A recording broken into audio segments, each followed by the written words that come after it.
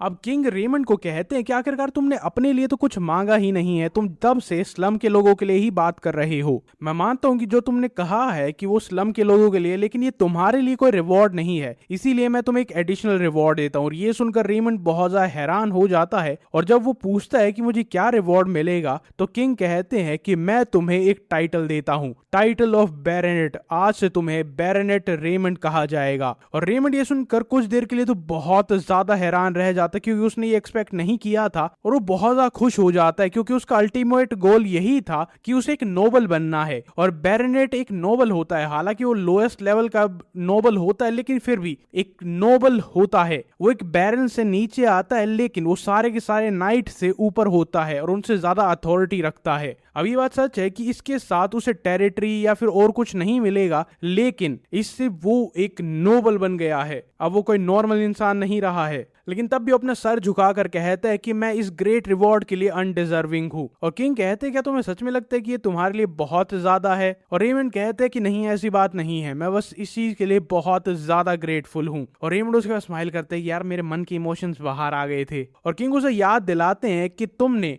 बे reason को stabilise किया था, वहां के लोगों को जीता था, और तो तुम वहां के एक हीलर बन चुके हो, और तो तुमने वहां के एक इविल अंडरग्राउंड ऑर्गेनाइजेशन को खत्म किया है, तुम इस चीज के बिल्कुल लायक हो। उसके बाद वो रेमंड को आगे आने के लिए कहता है, और कहता है कि इसके साथ साथ तुमने उन नोबल्स को भी एक्सपोज किया था जो कि इन सारे के सारे क्राइम्स में शामिल थे, और तो और तुमने एक ऐसी प्रॉब्लम का सॉल्यूशन बताया है जो आज से पहले कोई नहीं बता पाया था। अब रेमंड अपना सर झुकाकर वहां पर किंग को ग्रीट करता है, और किंग कहते हैं कि तुम इस रिवॉर्ड के लिए परफेक्ट हो। उसके बाद उससे पूछते हैं क्या कोई ऐसा नाम है जो तुम अपनी फैमिली नेम को देना चाहोगे। और रेमंड कहता है कि मेरा फैमिली नेम होगा पेनिन। और ये नाम सुनते ही किंग अपनी तलवार को और टाइट कर लेता है, और रेमंड बताता है कि पेनिन मेरी मदर का सरनेम था। और ये सुनकर किंग थोड़ा शॉक होता है, लेकिन उसके बाद वो खुश हो जाता है, क्योंकि रेमंड ने ये प्रूव कर दिया था कि वो किंग की पावर के पीछे नहीं था, वो अपने फादर से कुछ नहीं चाहता, वो अपना नाम भी अपनी मदर के लास्ट नेम पर रखेगा, और उसे किंग से कोई लेना देना नहीं है, और वो सच में कमाल का इंसान बन चुका है। और वो बताता है कि आज से ह्यूस्टन किंगडम में फैमिली पेनिन की शुरुआत होती है, ये एक ऑफिशियल नोबल फैमिली है। और रेमंड वहां पर ओथ सेरेमनी में पार्ट लेता और कहता है कि मैं रेमंड अपने फैमिली नेम पर कसम खाता हूं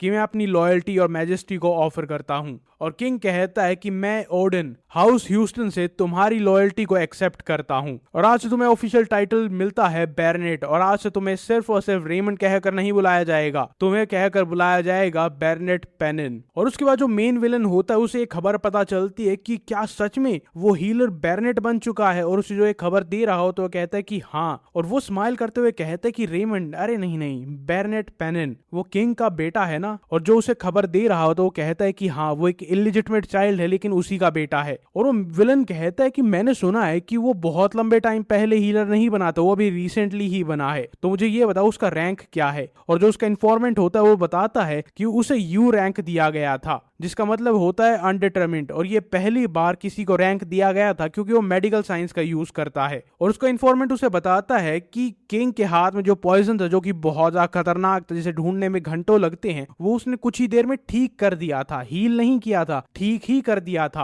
और वो हीलिंग का यूज नहीं करता, वो किसी और टेक्निक का यूज करता है जो कि कॉमन नहीं है। और इस टाइम पर वो विलन क्यूरियस हो जाता है कि ये किस तरह की टेक्निक है। मुझे तो ये लगा था कि उसकी टेक्निक्स बस और बस किसी तरह की बारबेरिक टेक्निक्स हैं, और इसी वजह से वो बे रीजन में रह रहा है। और उसका इन्फॉर्मेंट कहता है कि हाँ, हमें भी यही लगा था। और उसके बाद वो मेन विलन अपने इन्फॉर्मेंट से पूछता है कि क्या ऐसी कोई पॉसिबिलिटी है कि इस हीलर की वजह से हमारी जो सीक्रेट टेक्निक्स हैं या फिर हमारा जो प्लॉट है, हमारा जो प्लान है, वो फेल हो सकता है। अगर हो सकता है तो मुझे बता दो, हम उसी के हिसाब से चेंजेस करेंगे। और वो इन्फॉर्मेंट कहता है कि अरे नहीं, उसके लिए करना बहुत मुश्किल होगा, ऑलमोस्ट इम्पॉसिबल, तो वो ऐसा कुछ नहीं करेगा, उसके लिए कोई तैयारी करने की जरूरत नहीं है। और विलन पूछता है कि तुम ऐसा इतनी श्योरिटी के साथ कैसे कह रहे हो। और वो बताता है कि अगर उसे हमारा प्लान रोकना है तो उसके पास सिर्फ और सिर्फ हीलिंग एबिलिटी या फिर पेशेंट्स को ट्रीट करने की टेक्निक्स होना जरूरी नहीं है, उसके लिए उसके पास बहुत ही वास्ट और स्पेसिफिक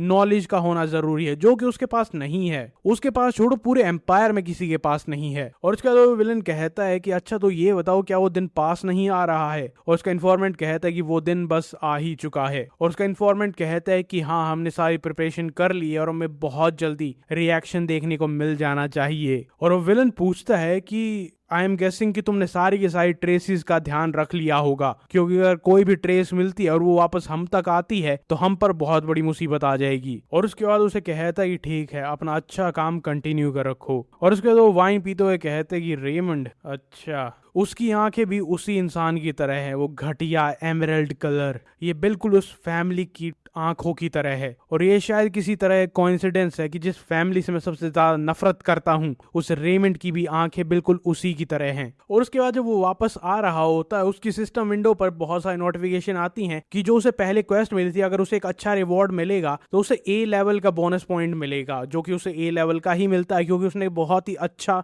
रिवॉर्ड सिलेक्ट किया था। उसकी क्वेस्ट कंप्लीट हो जाती है, उसे बोनस लेवल मिलता है, उसे 30 बोनस स्किल पॉइंट मिलते हैं। और तो लोग उसकी तारीफ कर रहे होते कि तुमने सुना प्रिंस रेमंड ने वहां पर जाकर किंग से क्या डिमांड किया था, उसने कहा था कि मुझे अपने लिए कुछ नहीं चाहिए, बस और बस मेरे लोगों का, मेरे बे रीजन के लोगों की हेल्प कर दीजिए। मैं तो मानता हूं कि स्वर्ग में भी ऐसा इंसान नहीं होगा, वो हमेशा हमारी हेल्प करता, हमेशा बे रीजन के लिए कुछ ना कुछ करते रहते हैं। मैं तो इतना इमोशनल हो गया हूं, मुझे आंसू आ रहे हैं। और वो रेमंड को एक एंजल की तरह ट्रीट करने लग जाते हैं। और रेमंड की सिस्टम नोटिफिकेशन दोबारा से एक्टिव होती है और उसे दिखाया जाता है उसकी रेपुटेशन इंक्रीज हो रही है और उसे एक नया टाइटल मिल गया है। जो पहले उसका टाइटल था the one who help the slums, अब वो टाइटल बन चुका है the saviour of the slums. उसे एक और बोनस लेवल अपग्रेड मिलता है और 20 एक्स्ट्रा स्किल पॉइंट्स मिलते हैं। अब वो और हैंसन आपस में ही गेम खेल रहे होते, जहां पर रेमंड पूछता है कि हैंसन मैं कौन हूं, और वो कहता है कि आप बैरनेट पेनिन हैं। वो पूछता है कि अच्छा हाँ, दोबारा बताओ मेरा नाम क्या है, और वो कहता है कि आपका नाम बैरनेट पेनिन है।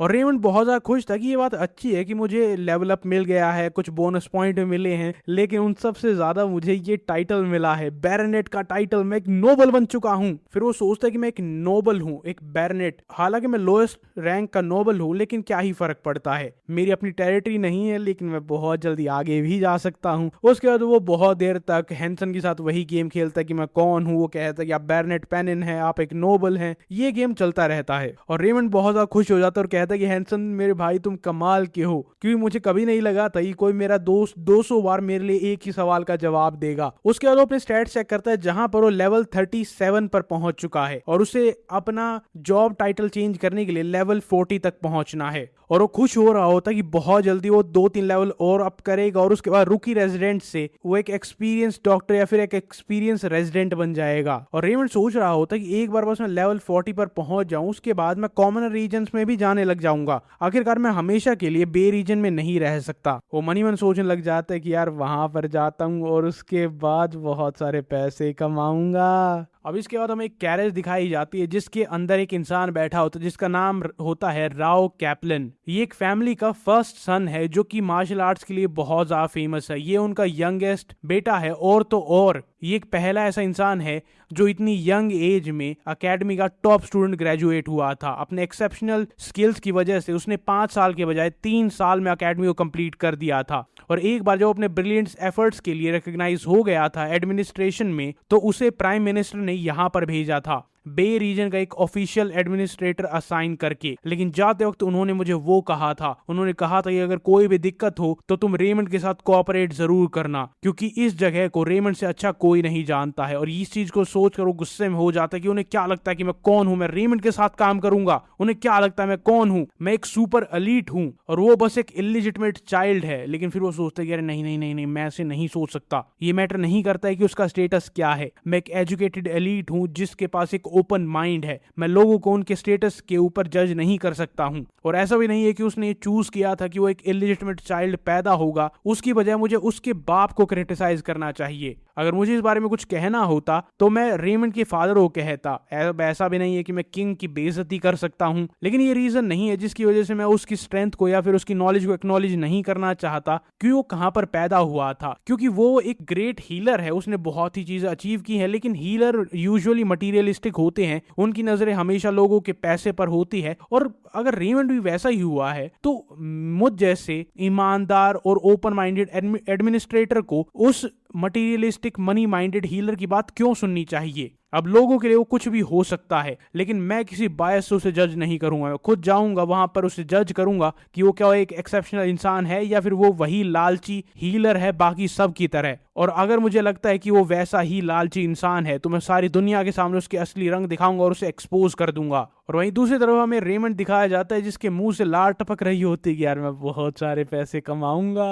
अब वो एडमिनिस्ट्रेटर बे रीजन में पहुंचता और वहां पर सब लोग हंसी खुशी खेल रहे थे और बहुत ही लाइवली माहौल था। वो देखकर सोचता है कि यार यहाँ का एटमॉस्फेयर तो काफी अच्छा हो गया है। इसे डीमन डेन माना जाता था जो कि कैपिटल में है, और बे रीजन से बाहर जितने भी लोग हैं उन सब की नजरों में यही इमेज है। और वो सोचता है कि जब मैं लैंगटर्म में अपने दोस्तों के साथ यहाँ पर आता था एंटरटेनमेंट डिस्ट्रिक्ट में, उस टाइम पर भी ये जगह काफी ग्लूमी होती थी और उसका एटमॉस्फेयर और इसका एटमॉस्फेयर काफी ज्यादा अलग है। और वो अपने ड्राइवर से पूछता है कि आखिरकार ऐसा क्यों, और वो पीछे देखकर कहता है कि अच्छा ये, अरे ये तो हमारे प्रिंस की वजह से हुआ। वो कहता है कि तुम्हारा प्रिंस, और वो कहता है कि माय अपॉलॉजीज, हमने सर रेमंड को प्रिंस के नाम से बुलाना सही समझा, यहाँ पर सब लोग उन्हें प्रिंस के नाम से ही बुलाते हैं। ये सब कुछ सिर्फ और सिर्फ उन्हीं की वजह से बदल गया। तो एडमिनिस्ट्रेटर सोचता है कि रेमंड ने ये सब कुछ किया है, आखिरकार उसने क्या किया था जिसकी वजह से इतना बड़ा चेंज आ गया है। और उसका ड्राइवर खुश होकर कहता है कि वेल ये एक लंबी स्टोरी है लेकिन मैं आपको बता सकता हूँ अगर आप सुनना चाहो तो। और उसके बाद बिल्कुल शुरू से स्टार्ट करता है कि उसने क्या क्या किया था। एक टॉम नाम का आदमी था, वो बहुत ही बड़ा गुंडा था, उसने उसे हरा दिया, हमने उसे कैप्चर किया, और वो अनोय होता रहता है कि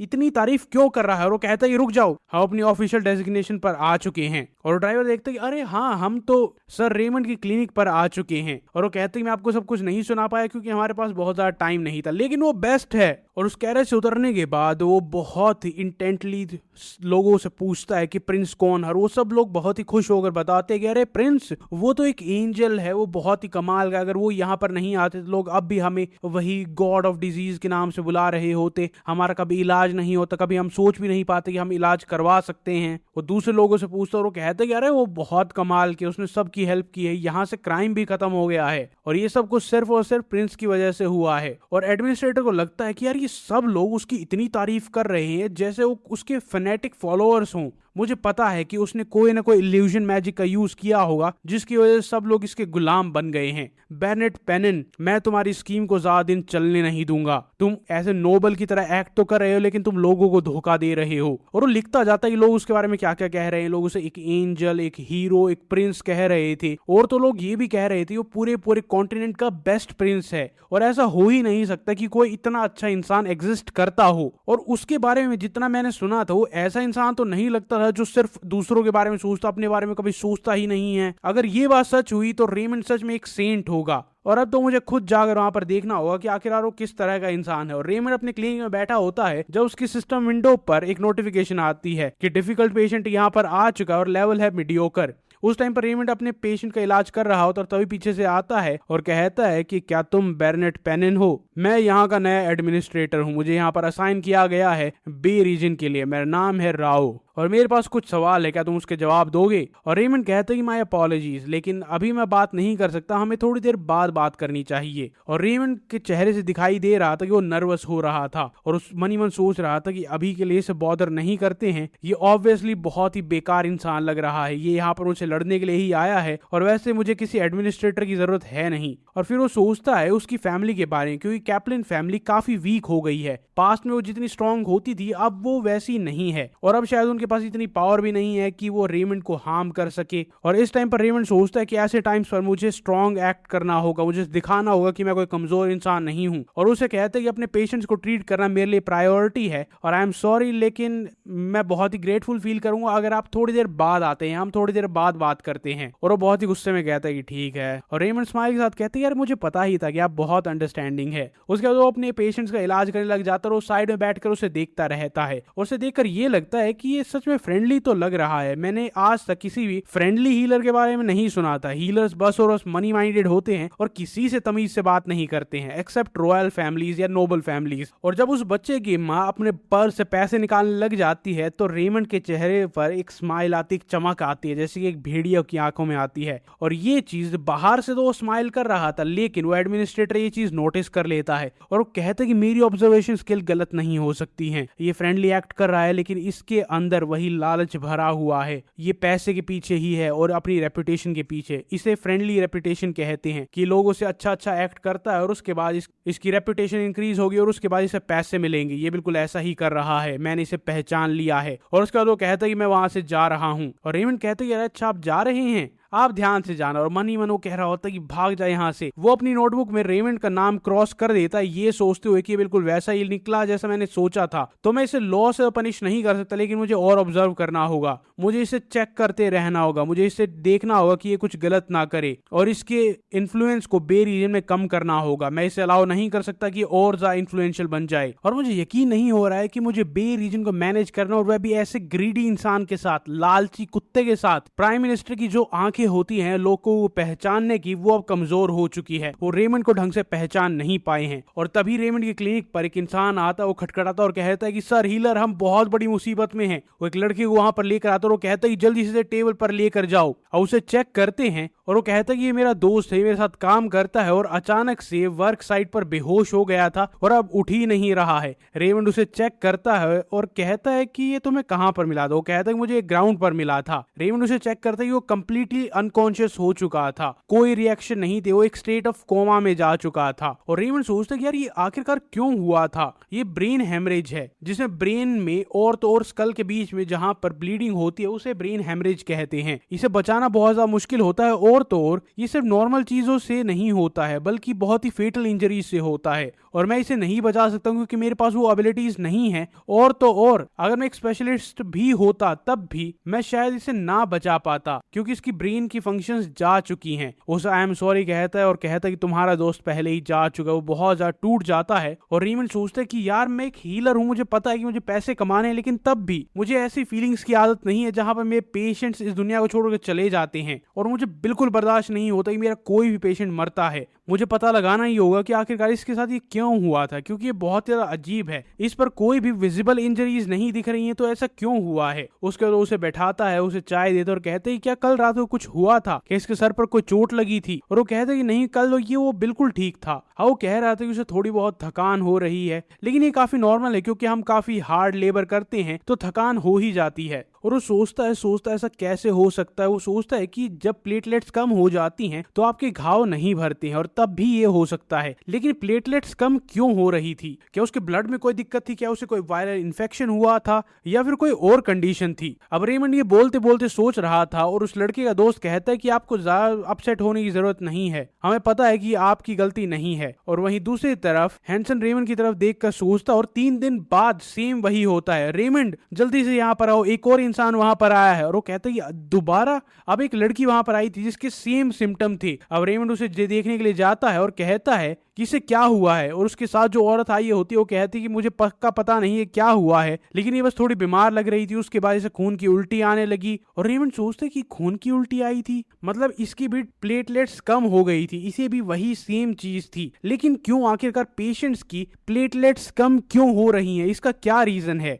और ये रेमंड को भी समझ नहीं आता कि आखिरकार बे रीजन में हो क्या रहा है। और फिर रेमंड सोचता है कि आखिरकार बे रीजन में चल क्या रहा है, क्या एक एपिडेमिक है? और फिर रेमंड इस कंक्लूजन में पहुंचता है कि एक ऐसा वायरस जो कि प्लेटलेट्स को डिके कर देता है, जिससे तुम्हारी प्लेटलेट्स कम होती हैं, वो बे रीजन में सर्कुलेट हो रहा है और ये बहुत जल्दी एक एपिडेमिक का रूप ले सकता है। अब ये क्लोज्ड एरिया है, इसीलिए यहाँ पर रूमर्स बहुत जल्दी फैलना शुरू हो जाएंगे और ये होता भी है। लोग आपस में बात करते, कह रहे उसके मुंह से खून आया था, ये कहीं एपिडेमिक तो नहीं है, दोबारा से कुछ ऐसा तो नहीं होगा। मैंने सुना है कि वो एक यंग लड़का था, वो भी मर गया था, न जाने क्यों, कोई रीजन नहीं था। क्या हमें अभी यहाँ से भाग नहीं जाना चाहिए? हम भी इस डिजीज की वजह से मर तो नहीं जाएंगे? और उसके बाद वहां पर एक दरवाजे पर खटखटाता है और वही एडमिनिस्ट्रेटर आता है और कहता है कि मेरा नाम है राव और मैं इस एपिडेमिक की प्रॉब्लम को सॉल्व कर दूंगा। लेकिन लोग उस पर चिल्लाने लग जाते हैं, अरे तू है कौन, तू क्या करेगा? और वो कहते हैं कि मैं एनालाइज करूंगा कि इसका रीजन। वो कहता है चुप रहो, एक एपिडेमिक है, तुम जैसा इंसान कुछ नहीं कर सकता, 2 कैजुअलिटीज पहले ही हो चुकी हैं,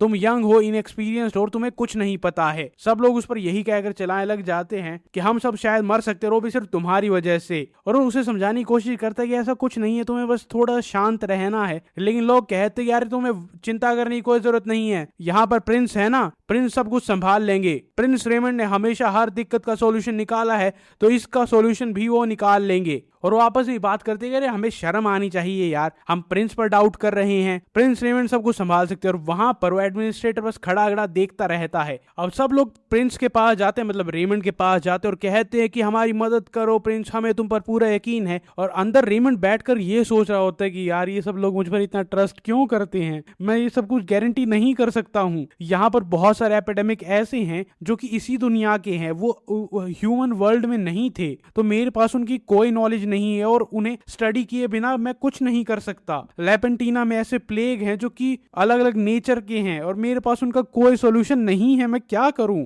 और ये सब लोग अभी से सोच रहे हैं कि मैंने कोई ना कोई सॉल्यूशन निकाल लिया होगा, मैं क्या करूं। अब रेमंड को ये भी पता था कि वो इस रीजन का हीलर है, तो उसे इस चीज को संभालना होगा, लेकिन उसे समझ नहीं आ रहा था कैसे। और तभी उसके सामने सिस्टम विंडो आती है और कहती है क्वेस्ट अपीयर हो चुकी, जहां पर उसे इस अननोन मिस्टीरियस एपिडेमिक को सॉल्व करना होगा। इसका रैंक है 1 स्कैल्पल और इसकी डिफिकल्टी है मीडियम। और अगर वो ये कर लेता है तो जितना उसे लेवल अप मिलता है उससे 2 गुना मिलेगा और उसके साथ साथ 20 स्किल पॉइंट्स भी मिलेंगे। लेकिन कंडीशन ये है कि कम से कम कैजुअलिटीज के साथ उसे ये प्लेग को रोकना है। और फिर रेमंड सोचता है कि अगर मेरे पास क्वेस्ट आई है तो मेरे पास कोई ऑप्शन नहीं है, मुझे सॉल्व तो करना ही होगा। अगर मैं इसे सॉल्व कर देता हूं, जो कि बीमारी बिल्कुल कैपिटल के बीचों बीच हुई है, तो मेरी फेम बढ़ेगी। अगर फेम बढ़ेगी तो मुझे ज्यादा पैसे मिलेंगे और इससे मैं अपना पैर जमा पाऊंगा कॉमनर रीजन्स में। अगर ये बात फैलती है तो मैं वहां पर जाकर लोगों से पैसे चार्ज कर पाऊंगा, जिससे फेम मिलेगी, पैसा मिलेगा और तो इन्फ्लुएंस मिलेगा, जिससे शायद मैं हायर लेवल ऑफ नोबल भी बन सकता हूं। एक once in a life time opportunity. वो दरवाजा खोलता और उसके सामने वही एडमिनिस्ट्रेटर खड़ा था